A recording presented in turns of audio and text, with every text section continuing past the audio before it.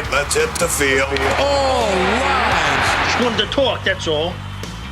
Today is Tuesday, September 10th, and it was Game 2 of a 3-game set between the Yankees and the Kansas City Royals. Marcus Stroman was on the mound, Jason Dominguez was back in the lineup, and the Yankees were trying to win the series. My recap, your reactions coming up next. This is Pinstripe Territory. Welcome to New York City. Pinstripe Territory. Just when they thought I was out, they pull me back in.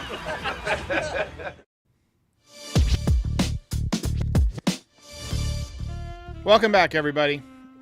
Extremely tough night for the Yankees. I think the only solution at this point is to shut down Paw Patrol. We've got to get Paw Patrol off the air. We've got to delete all episodes of that Aaron Judge episode from existence. My cat just jumped up. My cat wants to be on the show. What's up, cat? So she's apparently unhappy with the Yankees offense tonight, as I'm sure most of you are. Sorry for all the squeaky chair noises here. But, hey, before we get started, thank you for 16 million views on this channel. We're over 3 million views already this season alone, so thanks for making this great community. Awful, no good, very, very bad day for the Yankees offense. 3 hits, no runs, no life from the crowd at all. They had nothing to cheer for. I don't blame them. Occasionally, you would get the yes shots where they kind of pan the crowd. Saw a lot of people on their phones. Saw a couple people asleep. Saw a lot of people just scarfing hot dogs and soda. So they had something to do because there was not much of a baseball game to be excited about. They could do absolutely nothing with Seth Lugo. He was mixing and matching, though. You got to give him credit. You got to give him credit. He pitched great tonight. He was working quickly. He was, in with cutters, away with changeups.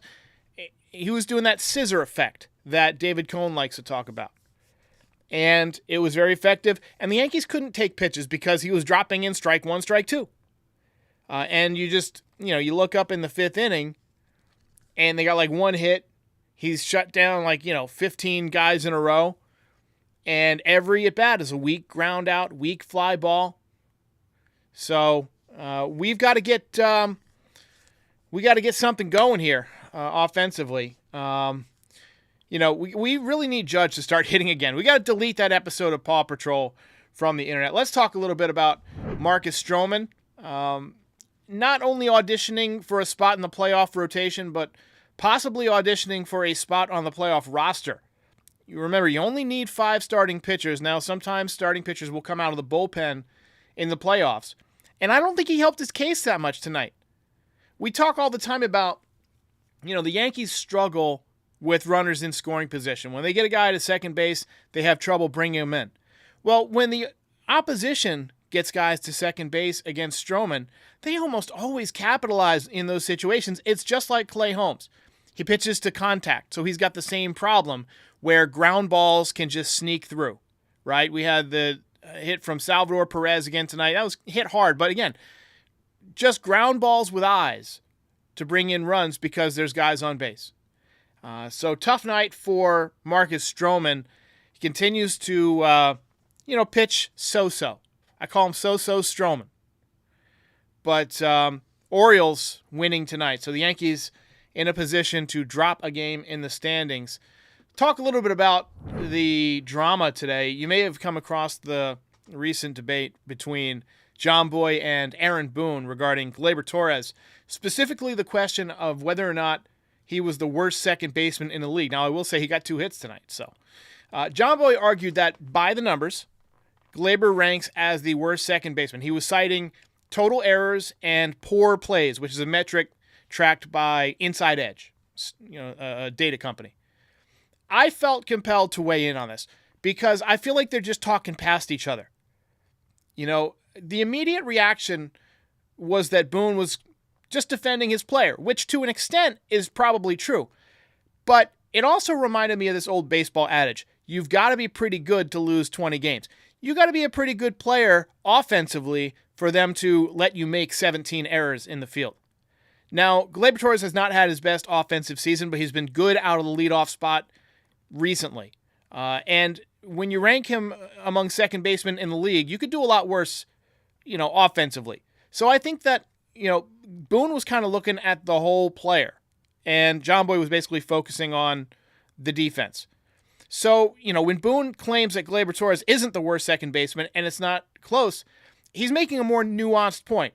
Torres gets more opportunities than some guys who can't hit, right? Who wouldn't be as good defensively, can't hit, and so they're on the bench.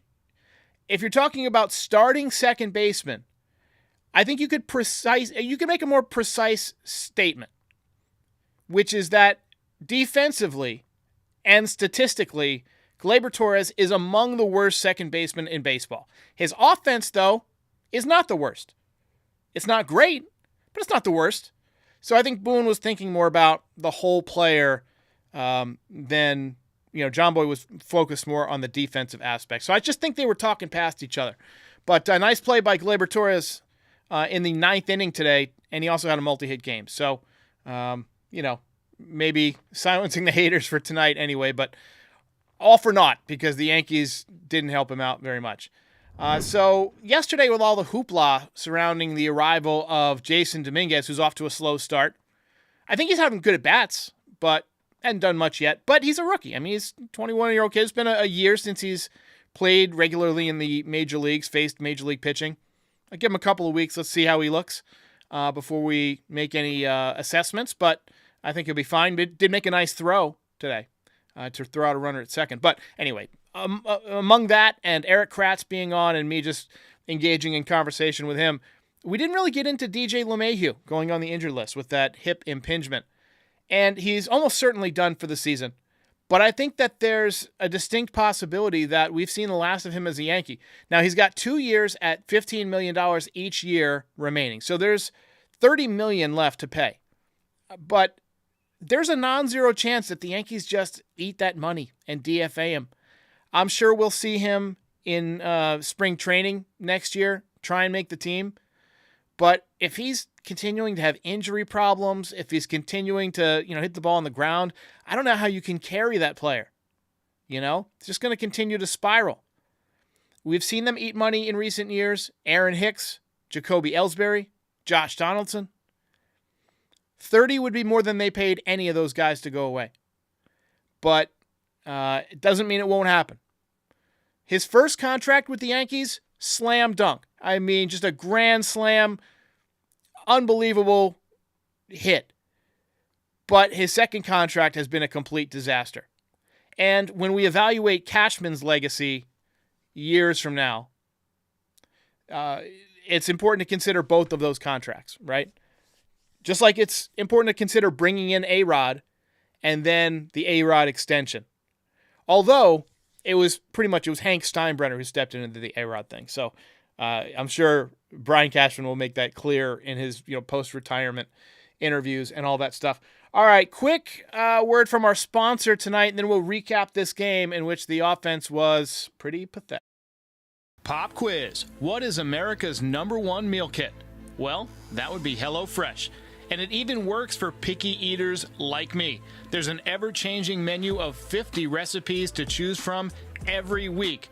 I just select my meals and my delivery date, and voila, home-cooked meals that just hit different. Listen, I cover a lot of podcasts, including this one, which means I spend a lot of time in the studio. I don't have time to search recipes all night or spend money on a whole jar of spices for just one meal. That's why I prefer HelloFresh, because my wife gets to spend more time with me. We even get to make meals together and avoid those last-minute trips to the grocery store. Dinner is ready when we need it. By the way, you can get free breakfast for life by going to HelloFresh.com/freeFT. That's one free breakfast item per box for the entire duration of your active subscription. That's free breakfast for life just by going to HelloFresh.com/freeFT. All right, let's go. Let's get it going. Well, the Yankees were out hit 11-3 tonight. They did not score any runs, as you can see. Royals jumped out front in the third inning. Nice throw by Dominguez, as I mentioned earlier, to nail Salvi Perez going to second base on a potential double. It was a very accurate throw.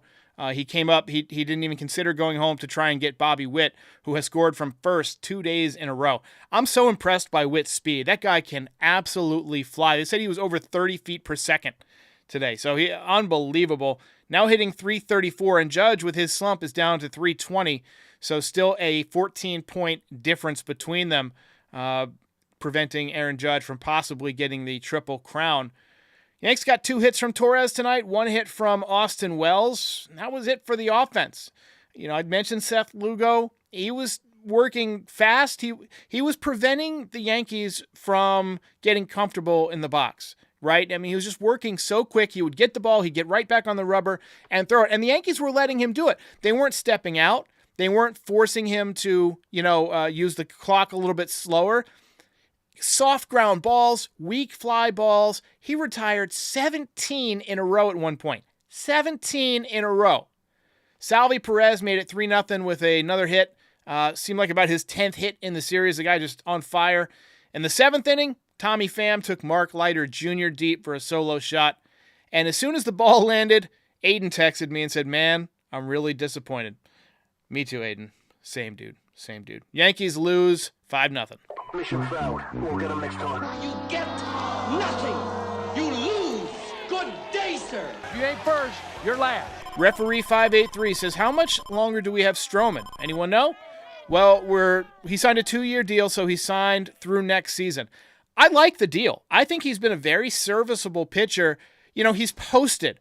I don't have his stat sheet updated, so I'll just put up his MLB.com numbers, and we'll take a look at Stroman here. He has made 28 starts. He's 10-8 with a 4.07 ERA. I don't know if that loss has counted from tonight yet. I'm not sure if it's up to date yet, but I think it is. 148 in the third innings, 109 strikeouts. It's crazy how few innings these pitchers throw these days. I remember back in the 90s, man, it was every pitcher was trying to get to 200 innings. You just don't see it anymore. But Stroman at age 33 is still hanging in there as a serviceable pitcher. I mean, yeah, he looked decent at times this year. He's had stretches where he's been very good, but he's only made 9 quality starts out of his 28 starts, so less than a third of his starts this season have been quality. And a quality start is defined as 6 innings, 3 runs or less. So 1 more year for Marcus Stroman. Look, we just got out-dueled tonight. Seth Lugo looked fantastic. I don't have his game score, but it has to be really, really high. If somebody can pull up his game score, I'd be interested to know that. But he threw, let's see how many pitches he threw. 105 pitches, 77 strikes. And Lugo went 7 innings, 3 hits, no runs, no walks, 10 strikeouts. He's got a 2.94 ERA on the season. And Kay talked about it on the broadcast. This was a guy who never really been a starting pitcher. He wanted to start. He's been a reliever throughout his career. You go back and look at his career numbers. Never made a lot of starts. I mean, he made 18 starts with the Mets in 2017. Then he went to the bullpen. He was kind of a swingman in 18. In 20, he made 7 starts. But then in 21 and 22, he was a relief pitcher. And he finally wanted to, join a rotation. He pitched for the Padres as a starter last year, went 8-7 with a 3.57. So KC gives him a deal, and he has been fantastic now. 16-8 with a 2.94 ERA and 193 innings. So he is going to top the 200-inning mark this year. So, hey, look, sometimes you get and sometimes you get got. And tonight, the Yankees got. So on nights like tonight, I kind of like to take a little bit of a scroll through the Baseball Savant and just see how guys are looking. So send me in the chat who you guys want to talk about this year, like, Baseball Savant-wise. I'm going to pull up Gleyber Torres, and we're going to take a look at him because he was the talk of the day. So we'll start with Gleyber. Take a look at his Baseball Savant. You see the batting run values just below league average. Obviously, the base running and fielding value both low. He does have a lot of hits. Got 130 hits this year. And he hits the ball in the sweet spot. He doesn't chase very often, which is why he's been great out of the leadoff spot. His walk percentage is in the top quarter of the league. But he just hasn't driven the ball like he has in years past. You see 24 home runs in 22, 25 home runs in 23. Also stole 13 bases last year. Has not stolen as many, even close to as many this year. Hasn't been on base as much. His average is down 21 points. The on-base percentage is down about 18 points. You know, he's just not had a great season. Let's take a look at Giancarlo Stanton. And I want to throw this at you. You know, as we consider what the Yankees do in this offseason, has Stanton done enough to increase his trade value if he were willing to accept a deal? Now, he's been slumping a little bit lately. He's been robbed of some hits. Got robbed of a home run in Texas. But he is hitting .234 on the season. He has got 25 home runs. He has 87 hits. He's had 400 plate appearances, which is something that we haven't seen from him in a while. Let's look at the running speed. He's in the 3rd percentile. How in the hell are 2% of runners slower than him? I know mannequins that are faster than Giancarlo Stanton. Anyway, bat speed, barrel percentage, all really high. Average exit velocity. I'm surprised he's in the 99th percentile because he's always been in the 100th percentile. And this is the first time I've ever looked at it, and he's been in the 99th. Interesting. So it'd be interesting to see if he's done enough to earn a trade interest from someone else. Robert Ryan says Stanton's last 5 games, no hits, 7 strikeouts, 2 walks. Certainly not what you want. All right, so let's take a look at Gerrit Cole because he's been rounding into form. His last couple of outings have been much better. Pitching run value now creeping well above average, 65th percentile. You see the breaking ball run value is in the 94th percentile. I noticed he's been throwing that curveball, that 12-6 curveball, a lot this year, 18% of the time. And as noted on the previous broadcast, he's throwing it slower. He's throwing it 83 miles an hour right now on average. And that came from Mike Mussina. And if you watched Mike Mussina, you knew he was the master of the curveball. Got him to the Hall of Fame. So if Gerrit Cole, later in his career, has to adjust to throwing more breaking balls, at least we know he's got a good one and he's able to learn from one of the best in Mike Mussina. But you see the strikeout percentage creeping back up, the fastball velo creeping back up. You know, the chase percentage is not what you want, but it has gone up in recent outings. It was much lower. So he's obviously rounding into form. He's now thrown essentially a half a season, and he's got a 3.36 ERA. And you see last year, 2.63. So it's gone up. That's going to continue to happen. He's 34 years old now. And obviously, you know, your skills diminish as you get older. So, you know, that's where we're at right now, ladies and gentlemen. Tough night for the Yankees. Let's get to the final thoughts here. Let's wrap it up a little bit early. That ball is high. It is far. The Boy Wonder says, who is pitching tomorrow? So I believe it could be Nestor Cortez. Let me just double check. No, Luis Gil tomorrow. Yeah, and then probably Nestor the next day. Yeah, so, or they might go Clark Schmidt the next day and then Nestor the day after that. But Luis Gil on the mound tomorrow. He has got a 13-6 record, 3.24 ERA, so throwing the ball pretty good in his rookie year. Call into the voicemail show, 718-899-1068. We're going to do a voicemail show tomorrow, crack of dawn. Probably around, 8, 9 o'clock in the morning I'll be recording it. So get your calls in tonight. Let me know what you think. Get that rage out, and we'll see you next time. Ball game over.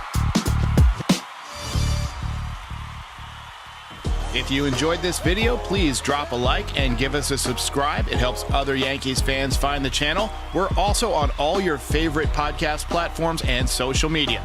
Join the community, have some fun. We're here after every game. This is Pinstripe Territory.